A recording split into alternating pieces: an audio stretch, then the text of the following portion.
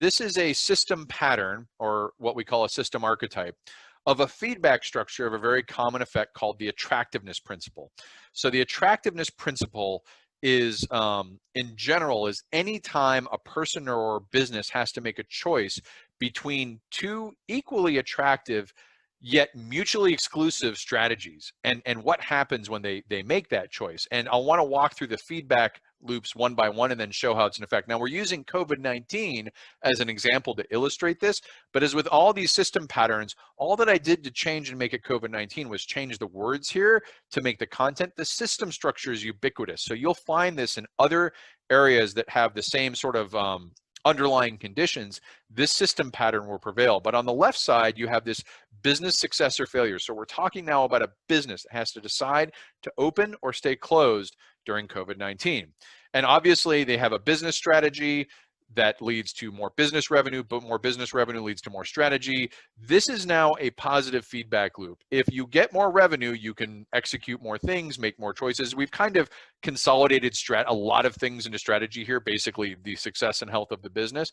But if you start losing business revenue, then you can make less choices. And because you make less choices, you have less business revenue, and it becomes, so these positive feedback loops are often described as virtuous. That's where the compounding growth is working in your favor, and vicious, where the compounding growth is working against you. The switch that determines how this positive feedback loop, whether it's in a virtuous or vicious state, is determined by this feedback structure on the right. And this consists of two balancing feedback loops, one of which is the strategy of we're going to provide quality service to people, open up and provide services to people so we can make some money. The other is the strategy of we're going to do as much as we can to be safe within COVID-19 safety measures, and that may include closing down or limiting quality services. Now, this is the key for the attractiveness principle. This isn't a choice where you get to do both at the same level. It's a trade-off between these two strategies, both of which are attractive. People want to be safe from COVID, and people want to go out and get things for services. So what's happening is the power of each feedback loop is determined by this unseen mount. The extent of community spread of COVID-19 is determining to what extent there's going to be pressure to have COVID-19 safe. And the other is the desire to consume services. Both of these elements are sort of hidden from the business owner. They can't tell where the population is going to go. So they have to make a choice in ambiguity, and they have to allocate resources. If I allocate resources to opening and providing quality services and goods, those are resources I can't use for safety. Likewise, if I use resources for safety, those aren't resources I can use. So this isn't perfectly binary. There's going to be some things that are a happy middle ground, but for the most part, these are now equally attractive, but competing strategies where you pick one or the other, and it's going to have an influence on your success as a business. So let's take a look at how this plays out. Share this other screen up. So this is now, this infographic kind of encapsulates this and puts it in this context. So we have here on the right that system pattern I just described with some headlines indicating the red or blue pressures, right? So both of these are headlines from the Wall Street Journal. One is from May 13th, company's next coronavirus challenge, getting cash-strapped shoppers to spend, right? This headline from the Wall Street Journal reflects this lower blue group and this desire to consume services and goods and the pressure to open and provide those that is on business.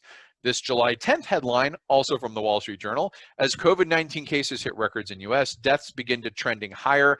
This is the fear of a wave 1.5, and this represents this upper red feedback loop where you've got the extensive spread of COVID-19 and it increases the pressure for saving. And the challenge here is how do you navigate trade-offs between competing limits to growth in order to select the most attractive strategy and sustain growth, right? That's the challenge of the attractiveness principle archetype.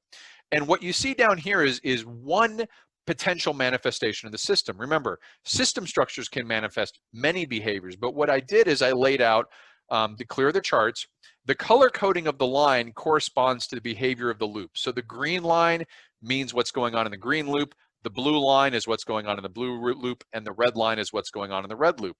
And it has this services versus COVID-19 safety pressures.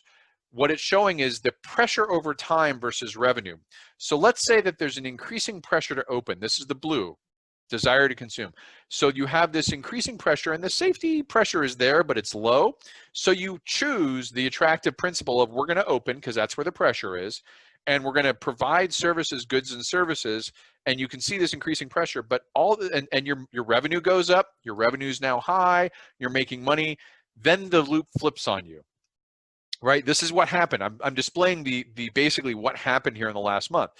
As the COVID-19 community spread blew out under wave 1.5, the pressure to have safety rapidly increased, and you have a threshold effect right here. You hear these phrases, tipping points. The tipping point is this system is when the ratio of the pressure to be safe reaches a threshold that it begins eroding the pressure to deliver services, and you can see that that erosion of revenue actually occurs before the intercept. The intercept is where one line crosses the other. This is one of these tricky things of system dynamics and complex systems. By the time you recognize it, you've already felt the pain of it for some time. So this is why you need to use these archetypes to get ahead of the game and to see a little bit into the future and react to it. So in this scenario, COVID-19 pressure escalated. They were caught having picked the wrong strategy, and their revenue suffered for it. Now, a different scenario, one that's not depicted, might be they chose to be COVID-19 safe. They put all their money into being safe, but the community spread never reignited. There was never a wave 1.5. They spent all this money, and all those other businesses that have better services and quality without all those safety measures are getting the revenue, and they're still hurting. There's also ones where they balance the choices out. So these system patterns can demonstrate in a lot of different manifestations, and it's understanding how each of those forecasts, again, that one behavior mode is a simple forecast. It's saying, here's something that could happen and how you would see it happening as it did, what conditions create it. And we use these system patterns to kind of make multiple forecasts. Appreciate your time today. If you have any questions on structured systems thinking, have a problem you'd like our help on, or want to know more about developing your own capabilities in systems thinking, please reach out at the email below. We'd love to hear from you. If you're interested in what we do and want to follow our journey, I've added our LinkedIn and Twitter information. And we plan to regularly update this channel with quick tips and case studies to help you get the most out of your systems thinking and lean efforts. If you want to be notified whenever we add new video content, please consider subscribing to this channel by clicking on the red subscribe button below this video.